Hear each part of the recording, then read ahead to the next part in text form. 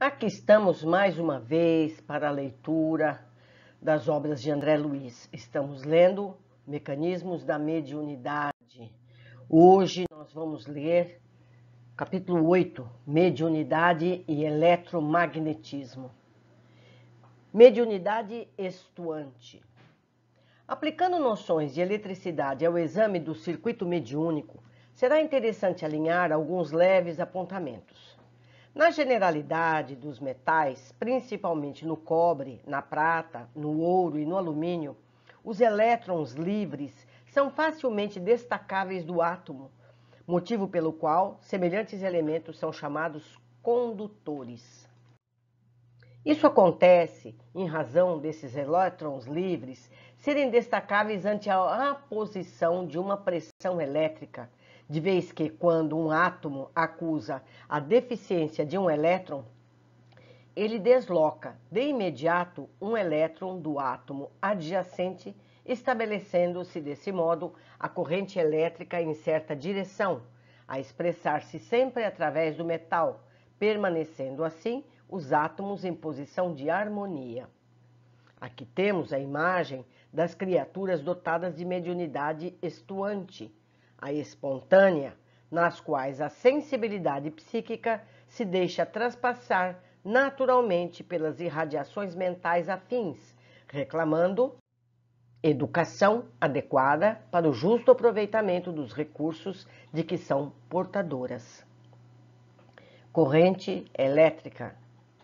Para que se faça mais clareza em nosso tema, é imperioso incluir o magnetismo de modo mais profundo em nossas observações de limiar. Sempre que nos reportamos ao estudo de campos magnéticos, o ímã é recordado para marco inicial de qualquer anotação. Nele encontramos um elemento com a propriedade de atrair limalhas de ferro ou de aço e que, com liberdade de girar ao redor de um eixo, assume posição definida relativamente ao meridiano geográfico, voltando invariavelmente à mesma extremidade para o polo norte do planeta. Estabelecendo algumas ideias com respeito ao assunto, consignaremos que a corrente elétrica é a fonte de magnetismo até agora para nós conhecida na Terra e no plano espiritual. Nessa mesma condição, entendemos a corrente mental, também corrente de natureza elétrica, embora menos ponderável na esfera física. Em torno, pois, da corrente elétrica, através deste ou daquele condutor, surgem efeitos magnéticos de intensidade correspondente, e sempre que nos proponhamos a produção de tais efeitos, é necessário recorrer ao apoio da corrente referida. Sabemos, no entanto, que a eletricidade vibra em todos os escaninhos do infinitamente pequeno. Em cálculo aproximado, não ignoramos que um elétron transporta consigo uma carga elétrica de 1,6 por 10 à 19ª potência coulomb. Além do movimento de translação ou de saltos em derredor do núcleo, os elétrons caracterizam-se igualmente por determinado movimento de rotação sobre seu próprio eixo. Se podemos referir-nos, desse modo, às partículas que os exprimem, produzindo os efeitos conhecidos por spins. Spins e domínios. Geralmente, nas camadas de sistema atômico, os chamados spins, ou diminutos vórtices magnéticos, revelando natureza positiva ou negativa, se compensam uns aos outros, mas não em determinados elementos, como seja o átomo de ferro, no qual existem 4 spins, ou efeitos magnéticos desajustados nas camadas periféricas, provocando as avançadas peculiaridades magnéticas que se exteriorizam dele, porquanto, reunido a outros átomos da mesma substância, faz que se conjuguem, ocasionando a formação espontânea de ímãs microscópicos ou, mais propriamente, domínios. Esses domínios se expressam de maneira irregular ou desordenada, guardando, contudo, a tendência a se alinharem, como por exemplo, no mesmo átomo de ferro a que nos reportamos. Inclinam-se a espontâneo ajustamento de conformidade com um dos 3 eixos do cristal desse elemento, mas sofrem obstrução oferecida pelas energias interatômicas, a funcionarem como recursos de atrito contra a mudança provável da condição magnética que lhes é característica. Todavia, se a intensidade magnética do campo for aumentada, alcançando determinado teor, com capacidade de garantir a orientação de cada domínio atingido entra imediatamente no alinhamento magnético e, à medida que se dilate o campo, todos os domínios se padronizam pela mesma orientação, tornando-se dessa forma o fluxo magnético gradativamente maior.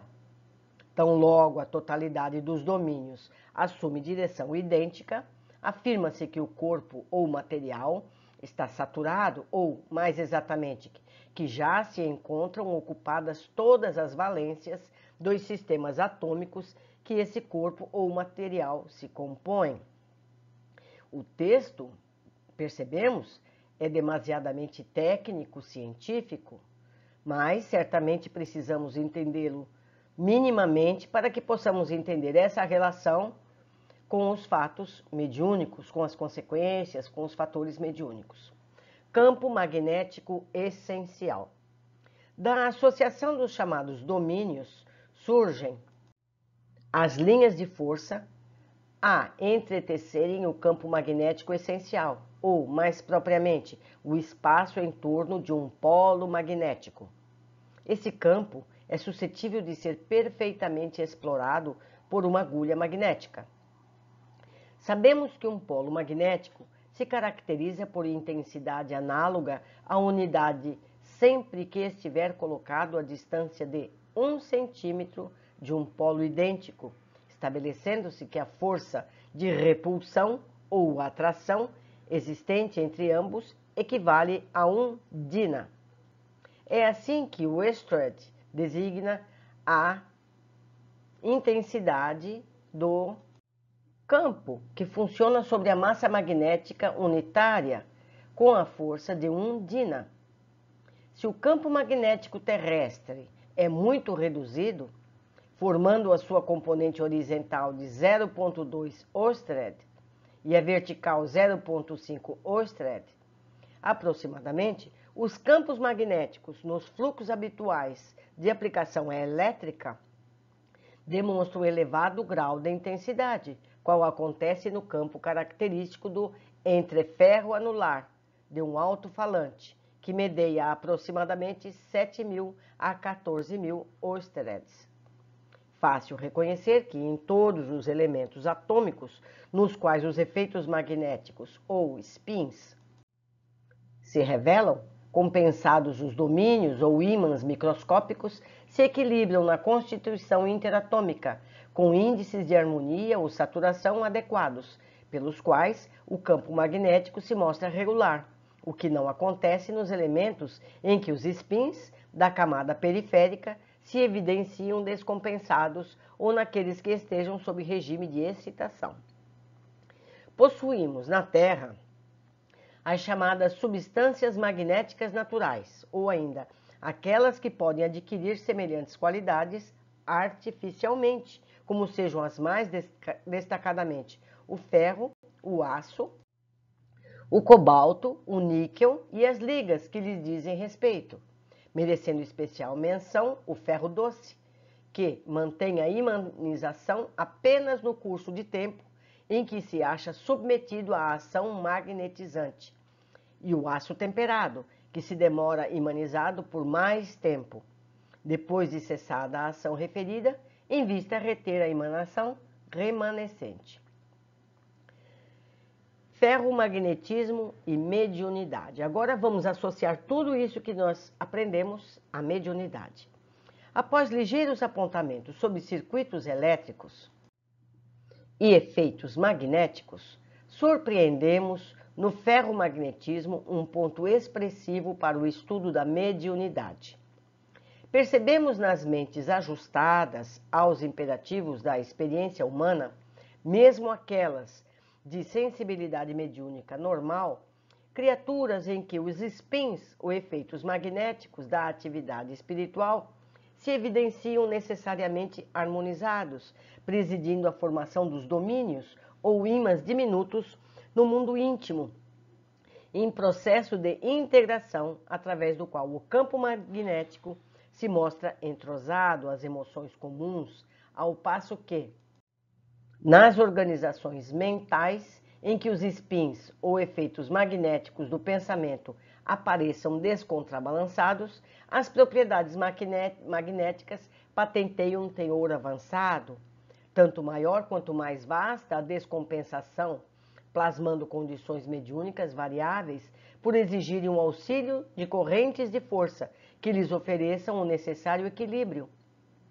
O que ocorre tanto com as grandes almas que aceitam ministérios de abnegação e renúncia em planos inferiores, aí permanecendo em posição de desnível, como também as almas menos enobrecidas, embora em outro sentido segregadas em aflitivo desajuste, nas reencarnações reparadoras por se haverem onerado perante a lei. Vemos, pois, que as mentes integralmente afinadas com a esfera física possuem campo magnético reduzido, ao passo que aquelas situadas em condições anômalas guardam consigo campo magnético mais vasto, com possibilidades de ampliação, seja nas atividades que se relacionam com o exercício do bem, ou naquelas em que reportam a prática do mal.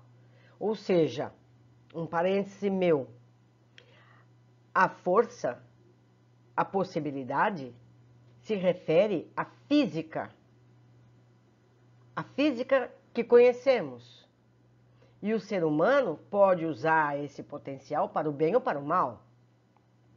Lembrando sempre que o reajuste sempre acontecerá. Se usarmos para o bem, teremos créditos. Se usarmos para o mal, teremos que acertar essa continha no futuro. Descompensação vibratória. Sem obstáculo, reconhecemos que a mediunidade ou capacidade de sintonia está em todas as criaturas, porque todas as criaturas são dotadas de campo magnético particular. Campo esse, porém, que é sempre mais pronunciado naquelas que estejam temporariamente em regime de descompensação vibratória, seja de teor purgativo ou de elevada situação, a transparecer no trabalho expiatório da alma que se rendeu à delinquência ou na ação missionária dos espíritos de eleição, que se entregam à bem-aventurança no sacrifício por amor em estágios curtos ou longos na reencarnação terrestre, com o objetivo de trazer às esferas superiores mais alta contribuição de progresso ao pensamento da humanidade. Concluímos mais um capítulo que foi bastante técnico, que precisou de muita concentração para os conceitos da física, da eletricidade, do magnetismo e tudo mais. Mas o importante é que todos tenhamos oportunidade de conhecer e percebemos sempre que esse livro, assim como outros, foram escritos para dar recursos, dar subsídios àqueles que são cientistas e querem conhecer esses mecanismos. Foi uma alegria estar com vocês e eu aguardo todos no próximo capítulo.